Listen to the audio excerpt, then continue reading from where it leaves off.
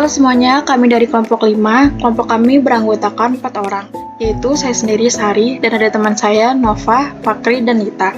Video ini diajukan untuk memenuhi tugas ekonomi mikro dengan dosen pengampu Paposma SJK Hutasoid, SE, MSI, MSE, Doktor.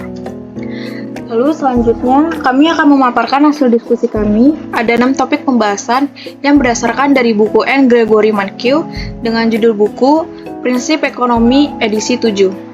Selanjutnya, kurva penawaran hubungan antara harga dan kuantitas yang dipasok. Kuantitas yang ditawarkan dari suatu barang atau jasa adalah jumlah yang ingin dan mampu dijual oleh penjual. Judul ini menegaskan harga memainkan peran khusus dalam analisis. Contohnya, ketika harga es krim tinggi, menjual es krim menjadi lebih menguntungkan, sehingga jumlah yang dipasok menjadi besar. Penjual es krim bekerja berjam-jam, membeli banyak mesin es krim, dan memperkerjakan banyak pekerja. Sebaliknya, ketika harga es krim rendah, bisnis ini kurang menguntungkan sehingga penjual memproduksi lebih sedikit es krim. Ini bisa disimpulkan sebagai hukum penawaran. Selanjutnya, di sini ada pengertian jadwal penawaran. Jadwal penawaran adalah sebuah tabel yang menunjukkan hubungan antara harga suatu barang dan jumlah yang akan dipasok, dan menganggap konstan semua hal lain yang memengaruhi seberapa banyak produsen barang tersebut ingin menjualnya. Lalu di sini juga ada pengertian kurva penawaran. Kurva penawaran adalah kurva yang menghubungkan harga dan kuantitas yang ditawarkan. Di sini terdapat sebuah gambar yang dimana kurva penawaran miring ke atas karena dengan asumsi lain, harga yang lebih tinggi berarti jumlah yang dipasok semakin lebih besar. Berikutnya, pasokan pasar versus pasokan individu. Grafik pada gambar di bawah ini menunjukkan kurva pasokan yang sesuai dengan jadwal pasokan. Bagaimana sih untuk mendapatkan kurva penawaran pasar? Dengan cara kita menjumlahkan jumlah masing-masing yang terdapat pada sumbu horizontal dari kurva penawaran individual. Kurva penawaran pasar menunjukkan bagaimana jumlah total dipasok bervariasi sesuai dengan variasi harga barang, dan menganggap semua faktor lain di luar harga yang mempengaruhi keputusan produsen tentang berapa banyak yang akan dijual. Pergeseran dalam kurva penawaran. Salah satu dari faktor pergeseran dalam kurva penawaran ini, sebagai contoh, misalkan harga gula turun. Gula adalah bahan baku untuk memproduksi es krim, sehingga turunnya harga gula membuat penjualan es krim menjadi lebih menguntungkan. Hal ini meningkatkan pasokan es krim. Jadi, pada harga berapapun, penjual sekarang bersedia untuk memproduksi dalam jumlah yang lebih besar. Maka, dengan demikian, kurva penawaran es krim bergeser ke kanan. Ada banyak variabel yang dapat menggeser kurva penawaran. Berikut adalah beberapa yang paling penting. Yang pertama itu ada harga input. Nah, kalau harga input ini untuk memproduksi output es krim, penjual menggunakan berbagai input seperti krim, gula, perasa, mesin es krim, bangunan tempat pembuatan es krim, dan juga tenaga kerja untuk mencampur bahan-bahan dan mengoperasikan mesin.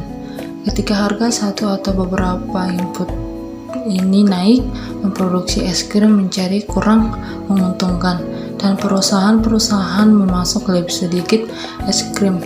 Jika harga input naik secara substansial, perusahaan mungkin akan tutup dan tidak memasok es krim sama sekali. Nah, di sini ada juga harapan. Nah, kalau harapan ini kayak jumlah es krim yang dipasok perusahaan hari ini mungkin bergantung pada ekspektasi mereka tentang masa depan. Contohnya, jika sebuah perusahaan memperkirakan harga es krim akan naik di masa depan, maka perusahaan tersebut akan menyimpan sebagian produksinya saat ini dan memasok lebih sedikit ke pasar saat ini. Yang ketiga itu ada teknologi. Nah, kalau teknologi ini untuk mengubah input menjadi es krim adalah faktor penentu penawaran lainnya. Nah, penemuan mesin es krim mekanis sebagai contoh mengurangi jumlah tenaga kerja yang diperlukan untuk membuat es krim. Nah, dengan mengurangi biaya perusahaan, kemajuan teknologi meningkatkan pasokan es krim. Yang keempat itu ada yang dinamakan dengan jumlah penjual. Nah, kalau ini selain faktor-faktor sebelumnya yang mempengaruhi perilaku penjual individu, penawaran pasar bergantung pada jumlah penjual. Jika Ben atau Jerry pensiun dari bisnis es krim, maka penawaran di pasar akan turun. Di sini ada penawaran dan permintaan bersama keseimbangan. Nah, kalau permintaan bersama keseimbangan ini, gambarannya ini menunjukkan kurva penawaran pasar dan kurva permintaan pasar secara bersamaan. Nah, kita perhatikan bahwa ada satu titik di mana kurva penawaran dan permintaan berpotongan. Titik ini disebut titik keseimbangan pasar. Harga di titik ini disebut harga keseimbangan dan kuantitasnya disebut kuantitas keseimbangan. Di sini harga keseimbangan adalah $2.000 per kon dan kuantitas keseimbangan adalah 7 kon es krim. Nah, kamus mendefinisikan kata equilibrium sebagai situasi di mana berbagai kekuasaan berada dalam keseimbangan, dan ini juga menggambarkan equilibrium pasar. Pada harga equilibrium, jumlah barang yang bersedia dan mampu dibeli oleh pembeli sama persis dengan jumlah barang yang bersedia dan mampu dijual oleh penjual. Nah, harga keseimbangan terkadang disebut juga harga clearing pasar karena pada harga ini semua orang di pasar telah puas. Di sini ada 3 langkah untuk menganalisis perubahan dalam keseimbangan. Nah, ketika menganalisis bagaimana suatu peristiwa mempengaruhi keseimbangan di pasar, kita melakukan 3 langkah yaitu sebagai berikut. Yang pertama itu ada langkah pertama. Kita memutuskan apakah peristiwa tersebut menggeser kurva penawaran, kurva permintaan, atau dalam beberapa kasus kedua kurva tersebut. Langkah kedua itu kita memutuskan apakah kurva bergeser ke kanan atau ke kiri. Yang ketiga itu ada langkah kita menggunakan diagram permintaan dan penawaran untuk membandingkan keseimbangan awal dan keseimbangan baru yang menunjukkan bagaimana pergeseran tersebut mempengaruhi harga dan kuantitas keseimbangan tersebut. Contoh perubahan equilibrium pasar akibat pergeseran permintaan. Di sini ada contoh, misalkan suatu musim panas, cuacanya sangat panas. Bagaimana peristiwa ini mempengaruhi pasar es krim? Untuk jawaban yang pertama, ada cuaca panas mempengaruhi kurva permintaan dengan mengubah selera masyarakat terhadap es krim. Yang kedua, karena cuaca panas membuat orang lain makan es krim lebih banyak, kurva permintaan bergeser ke kanan, menunjukkan peningkatan permintaan seiring dengan pergeseran kurva permintaan dari D ke D. Pergeseran ini menunjukkan bahwa jumlah permintaan es krim lebih tinggi pada setiap harga. Yang ketiga, dengan harga lama sebesar $2, kini terdapat kelebihan permintaan terhadap es krim, dan kekurangan ini mendorong perusahaan untuk menaikkan harga. Seperti yang ditunjukkan pada gambar tersebut, kenaikan harga dari $2 menjadi $2,5. Selanjutnya ada pergeseran kurva versus pergerakan sepanjang kurva. Dalam contoh ini, pasokan tidak berubah karena cuaca tidak mengubah keinginan perusahaan untuk menjual pada harga berapapun. Namun sebaliknya, cuaca panas mengubah keinginan konsumen untuk membeli pada harga berapapun dan menggeser kurva permintaan ke kanan. Meningkatnya permintaan menyebabkan harga keseimbangan meningkat. Ringkasannya, pergeseran kurva penawaran disebut perubahan penawaran dan pergeseran kurva permintaan disebut perubahan permintaan. Dan yang selanjutnya ada contoh perubahan keseimbangan pasar karena pergeseran pasokan. Di sini ada contoh, misal musim panas berikutnya, badai menghancurkan sebagian tanaman tebu dan menaikkan harga gula. Jawabannya ada salah satunya ada perubahan harga gula yang merupakan input pembuatan es krim mempengaruhi kurva penawaran. Dengan menaikkan harga biaya produksi, hal ini mengurangi jumlah es krim diproduksi dan dijual oleh perusahaan harga tertentu. Kurva permintaan tidak berubah karena tingginya biaya input tidak secara langsung mempengaruhi jumlah rumah tangga yang ingin membeli es krim. Langkah kedua, kurva penawaran bergeser ke kiri karena pada setiap harga, jumlah total yang bersedia dan mampu dijual oleh perusahaan berkurang.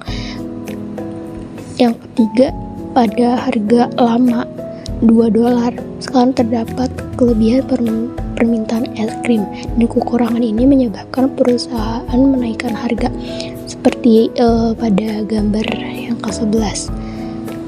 Pergeseran kurva penawaran menaikkan harga keseimbangan dari $2 menjadi $2,5 dan menurunkan kuantitas keseimbangan dari 7 menjadi 4 kon. Contoh pergeseran penawaran dan permintaan sekarang. Anggaplah sebuah gelombang panas dan badai terjadi pada musim panas yang sama. Untuk menganalisis kombinasi peristiwa ini, kita kembali mengikuti 3 langkah yang tadi. Yang pertama itu kita tentukan bahwa kedua kurva harus bergeser. Yang kedua, kurva bergeser ke arah yang sama seperti yang terjadi pada analisis sebelumnya. Yang ketiga itu seperti yang ditunjukkan oleh gambar nomor 12, yaitu ada dua kemungkinan hasil yang akan terjadi, tergantung pada ukuran relativitas pergeseran permintaan dan penawaran.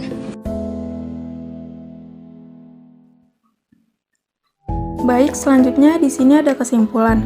Kesimpulan bagaimana harga mengalokasikan sumber daya. Ada 3 poin penting beserta contoh kasus. Saya akan memulai dari poin pertama. Untuk poin pertama, ekonomi adalah kelompok besar orang yang terlibat dalam banyak aktivitas yang saling bergantung. Penawaran dan permintaan adalah fenomena ekonomi yang sangat luas. Model penawaran dan permintaan adalah alat yang ampuh untuk analisis. Di sini dapat saya simpulkan bahwa ekonomi adalah suatu sistem yang melibatkan banyak individu maupun kelompok dalam berbagai aktivitas yang saling terkait. Dengan begitu, penawaran dan permintaan menjadi fenomena kunci.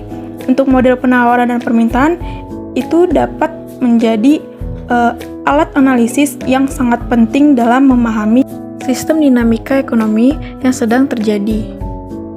Lalu selanjutnya, poin kedua, dalam sistem ekonomi manapun, sumber daya yang langka harus dialokasikan di antara berbagai penggunaan yang saling bersaing. Ekonomi pasar memanfaatkan kekuatan penawaran dan permintaan untuk mencapai tujuan tersebut. Penawaran dan permintaan bersama-sama menentukan harga berbagai barang dan jasa dalam perekonomian. Harga-harga tersebut kemudian menjadi sinyal yang memandu alokasi sumber daya. Di sini dapat saya simpulkan, dalam semua sistem ekonomi, alokasi sumber daya langka merupakan tantangan utama. Ekonomi pasar menggunakan kekuatan penawaran dan permintaan untuk menyeimbangkan dan mengalokasikan sumber daya ini. Penawaran dan permintaan bersama-sama menentukan harga barang dan jasa dalam perekonomian yang kemudian menjadi sinyal penting yang memandu alokasi sumber daya. Kesimpulan untuk poin yang ketiga adalah, dalam masyarakat yang bebas, tanpa badan perencanaan pemerintah yang mengatur pasokan makanan, keputusan terkait alokasi pekerja untuk pertanian didasarkan pada keputusan individu.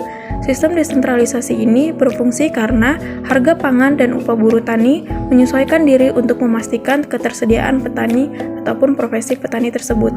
Dalam konteks ini juga, sistem harga menjadi tongkat yang mengarahkan ekonomi pasar, menggambarkan peran tangan tak terlihat dalam memimpin orkestra ekonomi, seperti yang disampaikan oleh Adam Smith. Berikutnya, contoh kasus, pertimbangkan alokasi lahan di tepi pantai, karena jumlah lahan ini terbatas. Tidak semua orang dapat menikmati kemewahan hidup di tepi pantai. Siapa yang mendapatkan sumber daya ini? Jawabannya adalah siapapun yang bersedia dan mampu membayar harganya. Harga tanah di tepi pantai akan menyesuaikan diri hingga jumlah tanah yang diminta sama persis dengan jumlah yang disediakan. Dengan demikian, dalam ekonomi pasar, harga adalah mekanisme untuk mencetak sumber daya yang langka. Artinya, dalam contoh ini, alokasi di tepi pantai, keterbatasan lahan membuatnya menjadi suatu komoditas yang mahal. Siapapun yang mampu membayar harga lahan tersebut bisa mendapatkan akses ke lokasi tersebut. Maka dari itu, dalam ekonomi pasar, harga menjadi mekanisme yang mengatur distribusi sumber daya langka seperti ini.